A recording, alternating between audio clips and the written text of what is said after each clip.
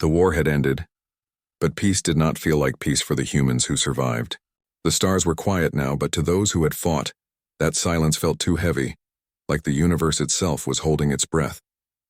The Galactic Council said the survivors needed help. They called it the Companion Program. Every human who had seen the horrors of war was assigned a personal companion, an alien being meant to bring emotional comfort, stability, and hope. Eli didn't believe in such things. He had fought for 7 long years on the outer colonies. He had lost his entire unit, his home, and the light in his eyes. The war was over, but his nights were still full of screams that only he could hear. So when he received the message saying, "You have been assigned a nary companion," his first thought was simple and cold. "I don't need one." The shuttle that brought the companion arrived quietly at the medical station Haven, where Eli had been staying. The air smelled faintly of metal and disinfectant. The humans there were all broken in different ways, some missing limbs, some missing hearts. Eli was one of the latter. He sat by the window watching the distant swirl of planets when he heard soft footsteps behind him. "Human Eli?" The voice was calm, like rain falling in a quiet forest. He turned and saw her. She was tall and slender, her skin a gentle silver blue, faintly glowing with light that moved under her surface like flowing water. Her eyes were the color of soft violets, and when she blinked it was slow and peaceful, as if even her body refused to rush. "I am Lyra," she said, her voice low and warm. "I have been assigned to you." Eli just looked at her for a long moment. "Assigned," he repeated, the word tasting bitter. "You make it sound like a job." Lyra tilted her head slightly, her movements graceful and unhurried. "It is my purpose," she said simply. "I am here to help you heal." He almost laughed, but it came out more like a sigh. "You can't fix what's already gone," he muttered. She didn't argue. She only looked at him with quiet understanding, as if she could see through the wall he had built around his heart. "Then perhaps," she said softly, "we start with what remains." For the rest of the day, Lyra followed him around the station. She didn't ask questions or try to force conversation. She only observed. When he sat in silence, she sat near him. When he ignored his meals, she gently placed food in front of him. Her touch was careful, never intrusive. The Nari, Eli had heard, could sense emotions like temperature. Too close and they felt your pain. Too far and they felt your loneliness. That night, Eli sat on his bed staring at the ceiling. Sleep hadn't come easily in months. His dreams were filled with explosions, with faces of friends he could no longer save. He heard soft footsteps again, and then her voice. "You have not rested," Lyra said. He rubbed his face with tired hands. "I don't sleep much. Would you allow me to stay?" she asked. He frowned, confused. "Stay why?" "It helps," she said gently. "Nari companionship works best with proximity. We lower stress through emotional resonance. I can sit nearby. It may quiet your mind." He gave a small, tired laugh. "You mean you sit in the same room while I try not to dream?" "If that is all you need tonight," she replied simply. He didn't have the strength to argue. "Do what you want," he muttered, lying back down. She settled on the floor beside his bed, cross-legged, her faint glow lighting the dark. She closed her eyes, and soon the air around them felt softer somehow. The sharp edge of the silence dulled. Eli didn't understand it, but the weight pressing on his chest lifted just a little. His eyes closed slowly. For the first time in weeks, the darkness behind his eyelids didn't swallow him whole. He didn't see fire. He didn't hear screams. Just warmth.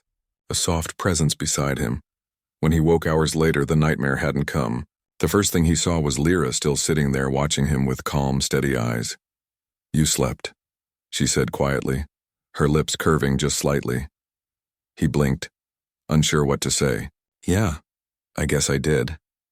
And for the first time since the war ended, Eli realized something he hadn't dared to believe. Maybe comfort wasn't weakness. Maybe it was survival. That was the night his long road to healing quietly began.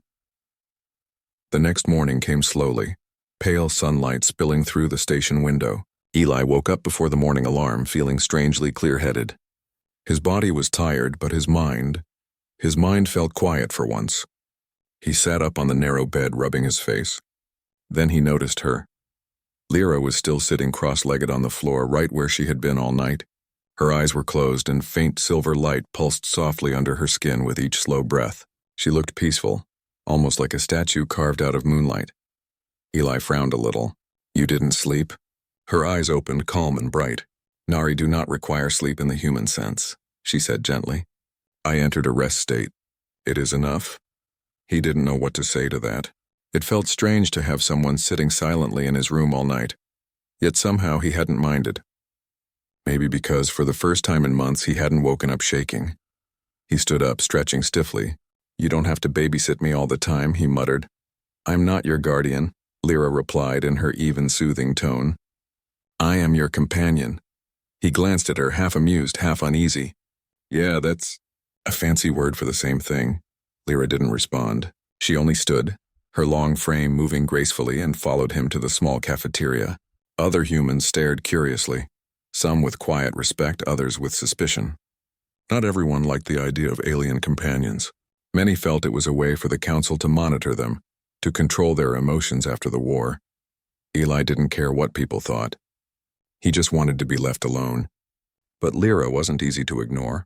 She stayed beside him, never speaking unless spoken to, never pushing too far. Still, her calmness had a strange effect on him. It made him aware of his own roughness, his bitterness. After lunch, he went to the viewing deck. He used to sit there to feel small, to remind himself that his pain was nothing compared to the size of the universe. But when Lyra stood next to him, the stars didn't feel distant anymore. They felt closer, warmer somehow.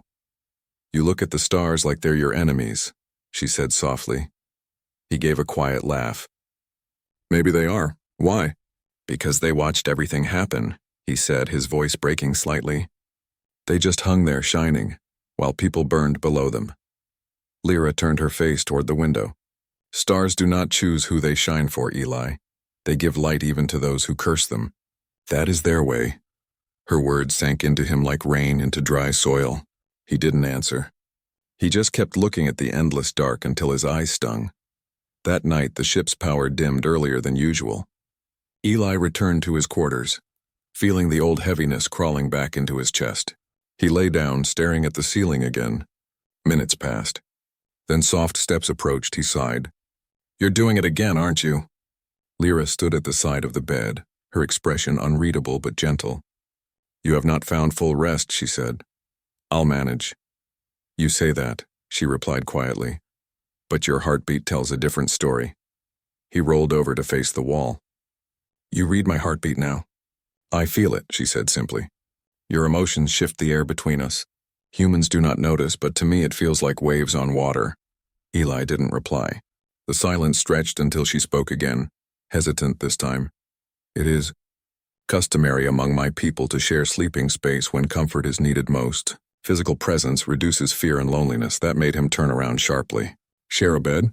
No, we don't do that. Humans, he stopped mid-sentence. Her expression wasn't awkward or suggestive. It was pure, calm sincerity. If it makes you uncomfortable, she said softly, I will remain on the floor again. But know this, I do not see it as strange. To my kind, warmth is healing. He stared at her, torn between confusion and something else he didn't want to name. Finally, he sighed and turned his face away. Do whatever you want, Lyra. She nodded and sat on the floor once more, folding her legs beneath her. Her glow dimmed until it was just a faint shimmer on the walls. Minutes turned into hours. Eli tried to sleep, but the memories started creeping in again. The smoke, the cries, the red sky. Then softly he felt it again. That calm wave, that invisible warmth. Lyra hadn't moved closer, but somehow her presence reached him all the same. His heart slowed. The shaking stopped. For a moment in the middle of that endless silence, Eli felt something he hadn't in a very long time. Safe. He didn't understand how or why, but when he finally drifted into sleep, a single thought followed him. Maybe comfort wasn't a lie after all. Days slowly turned into weeks on the Haven. The ship floated quietly between the stars, carrying survivors who were still learning how to breathe again. For Eli, every day felt the same. Wake up, walk, eat, try not to remember. Yet something small had changed. The nightmares had grown weaker, the sharp edges of his grief slightly duller, and at the center of that quiet change was Lyra. She never pushed him. She never asked for things he wasn't ready to give. But she was always there, steady, soft, and present. When he sat alone at breakfast, she sat across from him. When he read in silence, she hummed low songs in her language, the notes vibrating softly in the air like a heartbeat. At first, he found it strange. Now he found it comforting. Her voice had a sound that wasn't just music, it was warmth. It was like she could speak directly to the ache in his chest. One evening after she finished a song, he asked quietly, "What do the words mean?" She smiled faintly. "It is a lullaby from my world. It says that light always finds a way back to those who wait for dawn." Eli nodded, pretending not to care, but that line stayed with him for the rest of the night. Still, there were things inside him that even she couldn't reach. He didn't talk about the war. Not the faces. Not the sounds. Not the day he lost everyone he cared about. He thought if he stayed silent long enough, maybe it would all fade. But silence didn't erase pain. It only made it echo louder inside. One cold night, the Haven suffered a temporary power failure. The lights flickered, then went out completely. The room dropped into freezing darkness. Eli cursed under his breath, rubbing his arms for warmth. Then he heard Lyra's voice, calm and near. "Eli?" "Yeah," he muttered. "I'm here." A faint glow appeared. Her glow. In the dark, she looked almost unreal, like a soft flame given life. She stepped closer, her eyes faintly silver. "Your temperature is dropping," she said. "I'll live," he replied, though his teeth were already chattering. "Nari can share body heat," she said gently. "It is common during energy shortages." He looked at her through the dim light. "You mean you want to sit close?" She nodded, her expression calm as ever. "It will make you more comfortable." Eli hesitated. Every instinct screamed to say no, but the cold was already biting deep into his bones. Finally he sighed. "Fine, just until the heat comes back." She sat beside him carefully, not touching at first. Then slowly she moved closer, her warmth spreading like sunlight on frozen skin.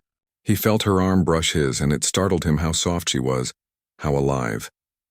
For a few moments neither spoke. The hum of the emergency systems filled the air.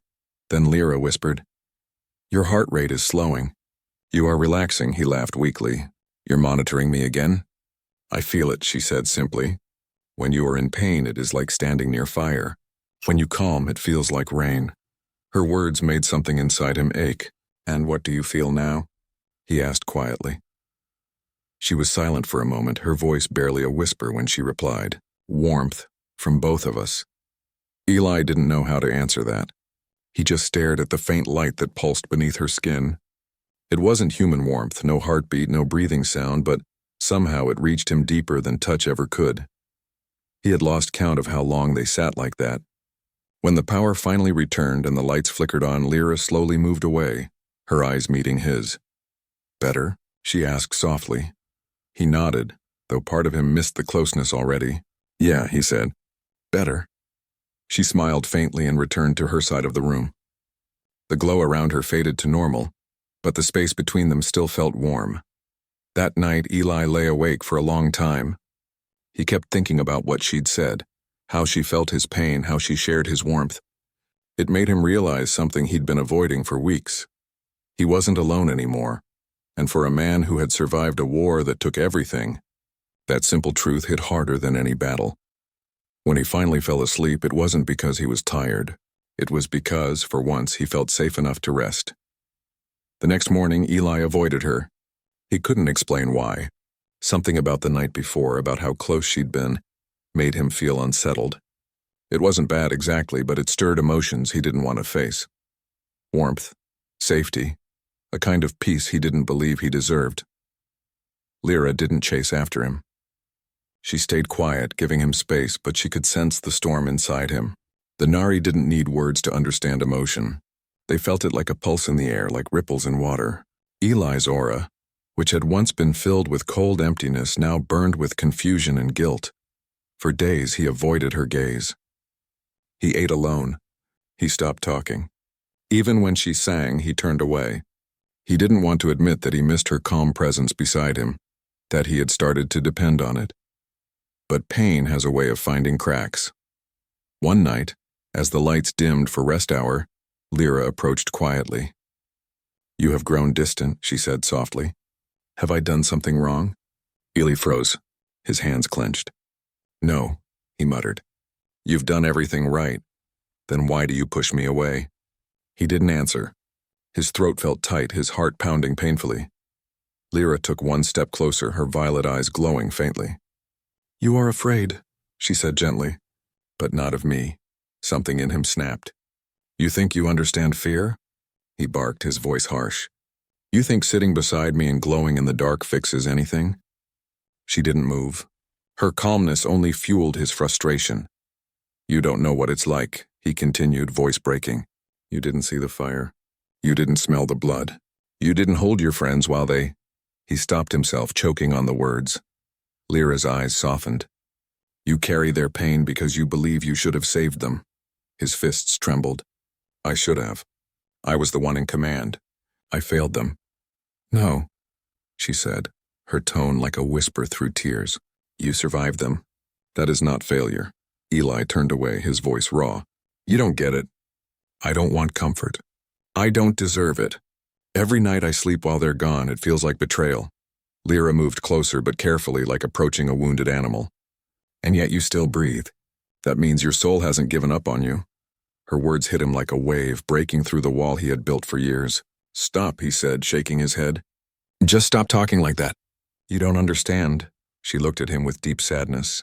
"Maybe I do not understand war, but I understand grief. My kind feels the emotions of others as if they are our own. Your pain hurts me, Eli. It has since the day we met." He looked at her then, really looked. Her usually calm glow was dim, her eyes tired. She was hurting because of him, because she had carried his sorrow for so long. He whispered, "Why would you do that to yourself?" "Because you are not meant to carry it alone," she said softly. Something inside him cracked open at those words. For so long he had believed that pain was his punishment, that it was what kept him human after all he had done. But now, standing there in the dim light with this strange, glowing being before him, he felt that belief crumble. He sat down heavily on the edge of the bed, his head in his hands. "You should find someone else," he said weakly. "Someone who can be fixed."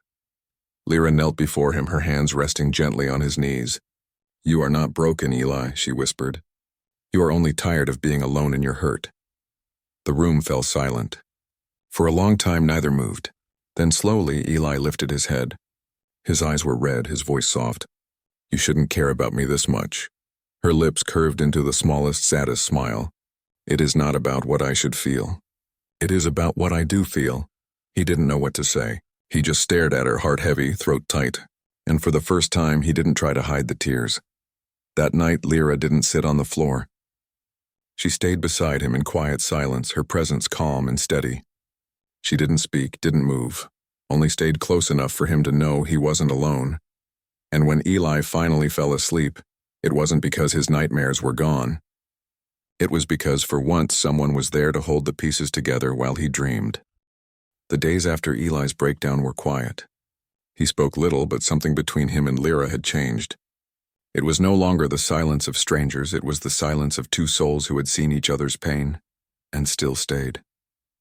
She never reminded him of that night, never asked more questions, and that made him respect her even more.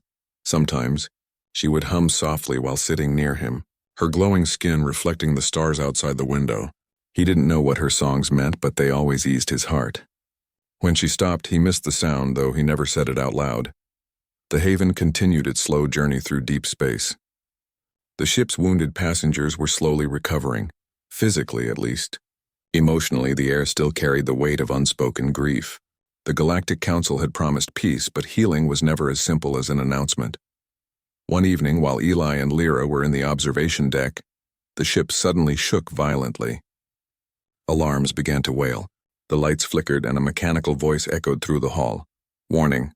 Debris field detected. Structural damage in sectors C and D." Eli's instincts kicked in. "We need to move," he said, grabbing Lyra's hand and pulling her toward the corridor. The ship trembled again, throwing sparks from the ceiling. The floor vibrated beneath their feet. Panic spread through the halls, humans shouting, alarms blaring. They turned a corner only to hear the thunderous crack of metal. A support beam crashed down between them. The force threw Eli backward. When he looked up, Lyra was gone. "Lyra!" he shouted, coughing through smoke and sparks. He scrambled to his feet, heart pounding. Through the haze, he spotted her on the other side of the collapsed beam, pinned beneath a metal panel. She wasn't moving.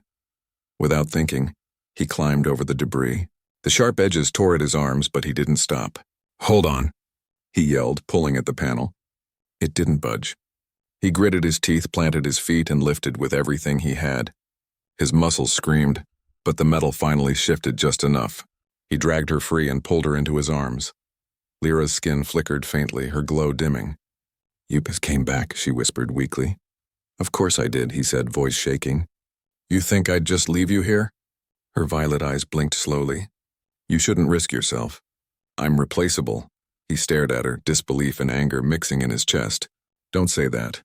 You're not replaceable." Her lips curved in a faint smile, even through the pain. "That word means much more to humans than it does to us." "Then learn what it means to me," he said firmly. He lifted her into his arms, ignoring the blood trickling down his own face. Every step toward the medbay felt endless. The corridors were chaos, humans and aliens helping each other, lights flashing red. Through it all, he kept whispering, "Stay with me, Lyra. Just keep breathing." When he finally reached the medbay, the doctors rushed to take her. They laid her on a glowing table, running scanners and injecting energy fluid into her veins. Eli stood nearby, his hands trembling. Her skin flickered again, faint pulses of silver running along her body. Then finally, the steady rhythm returned to her glow. One of the medics turned to him. "She'll live. She needs time to regenerate her energy field." Eli let out a shaky breath, collapsing into the nearest chair. He looked at her, peaceful now, resting, her face soft as moonlight. Hours passed, but he didn't leave her side. He watched her chest rise and fall, each breath proof that she was still here. When she stirred slightly, he reached out and gently held her hand. Her fingers were cool, smooth, and delicate. She opened her eyes just enough to whisper, "You should rest, Eli." He shook his head. "Not tonight. You've watched over me long enough. It's my turn." Her eyes glowed faintly with warmth. "You are learning, human," she murmured, and then she drifted back into sleep. Eli sat there in the quiet hum of the medbay, feeling something deep and new inside his chest. It wasn't just relief, it was connection.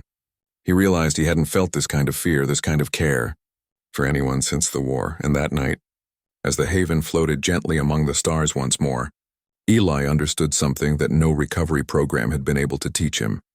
He was capable of loving again. He stayed by her side until dawn, her soft light reflecting on his tired face, two broken souls finding warmth in each other's silence. Lyra woke 2 days later. The soft glow of the medbay lights reflected gently off her silver skin. Her body was weak but healing, her energy slowly returning. When her eyes opened, the first thing she saw was Eli sitting beside her, half asleep in a chair, his head resting on his folded arms. He looked exhausted, dark circles under his eyes, but there was peace in his expression that she hadn't seen before. When he noticed her moving, he sat up quickly. Hey, you're awake," he said, his voice shaking a little. She smiled faintly, her tone soft as silk. "You did not leave." "Of course not," he said. "You scared me, Lyra." Her glowing eyes blinked slowly. "Fear is proof of care," she said quietly. He looked down, rubbing his face. "You always say things like that. Simple words that make too much sense." She tilted her head, studying him. "Do you wish I spoke less truth?" Eli laughed weakly. "No, I think I just wish I had believed it sooner." For a long time, neither spoke. The hum of the ship filled the silence between them. He stared at her, remembering the way she had smiled through pain, how she had told him not to risk himself. She had nearly died because of him, and yet he realized she didn't regret it. Finally, he said softly, "You were right, Lyra. I thought I didn't deserve comfort, didn't deserve to heal, but you stayed. You never gave up."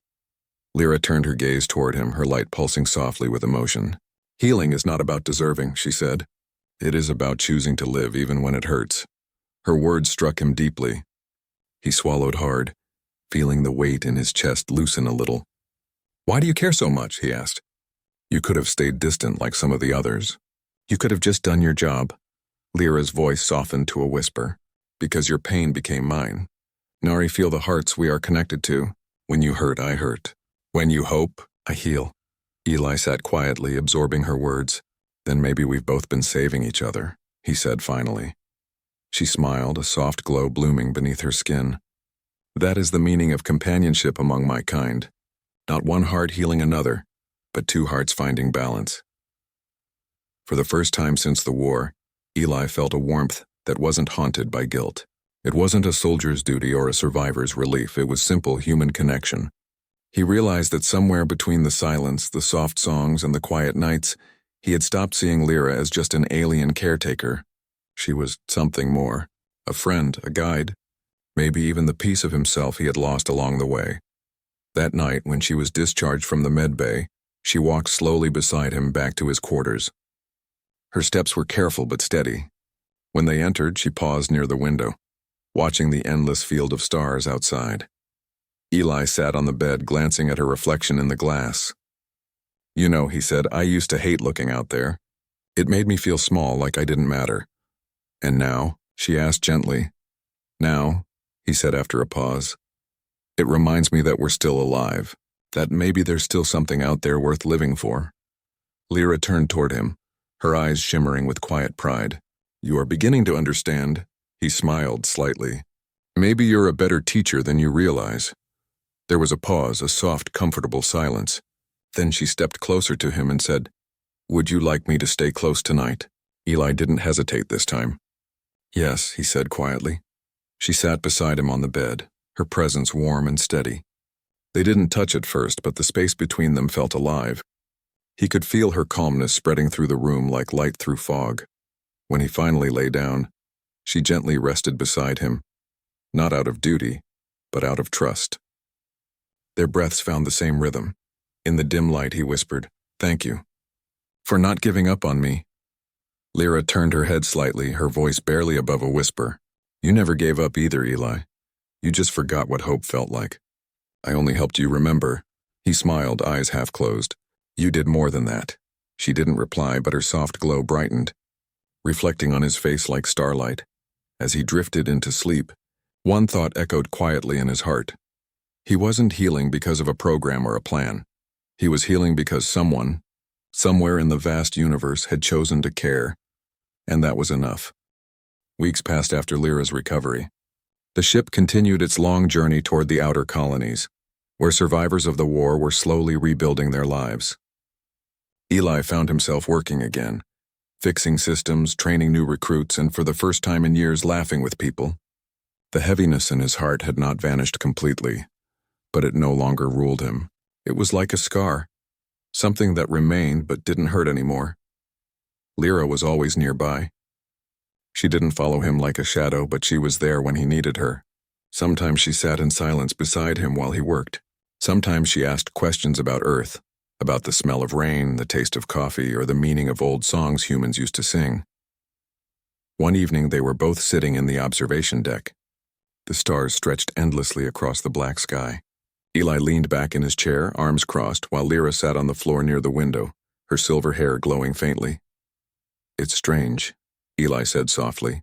"When I was a soldier, I used to stare at the stars and feel like I was surrounded by enemies. Now I look at them and think, maybe they're just waiting for us to understand them." Lyra looked at him, her voice gentle. "Understanding begins with kindness."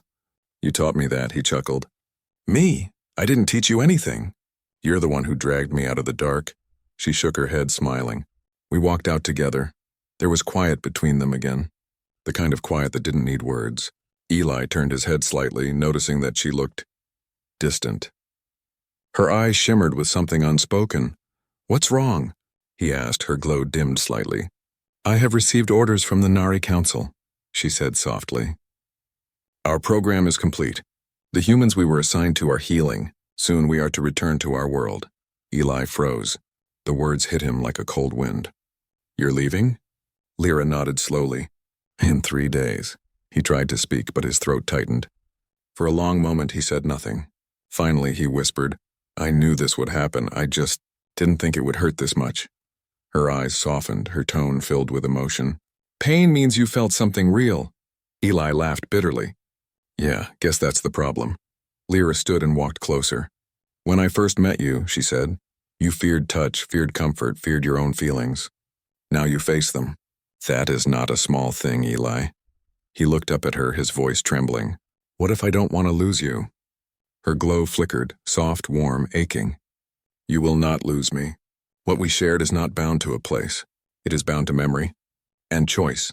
He frowned slightly. Memory and choice? Yes, she said. You can choose to remember what I taught you. You can choose to keep living with an open heart.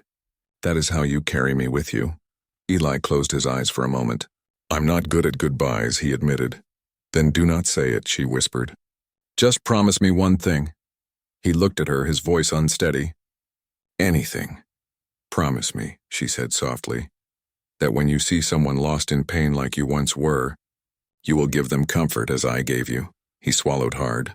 I promise. Her smile trembled, but it was full of light. Then my purpose is fulfilled. The next morning she prepared to leave.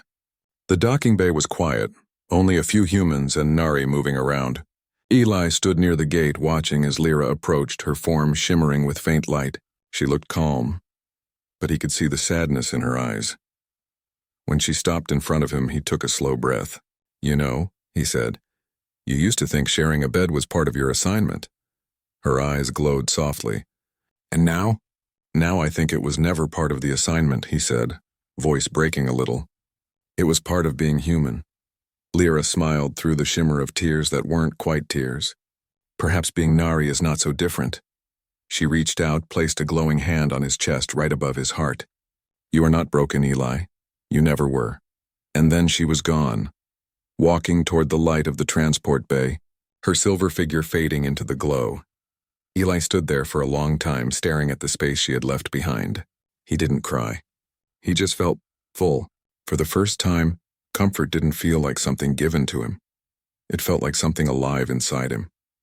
That night, as he looked at the stars, he whispered softly to the empty air, "Good night, Lyra."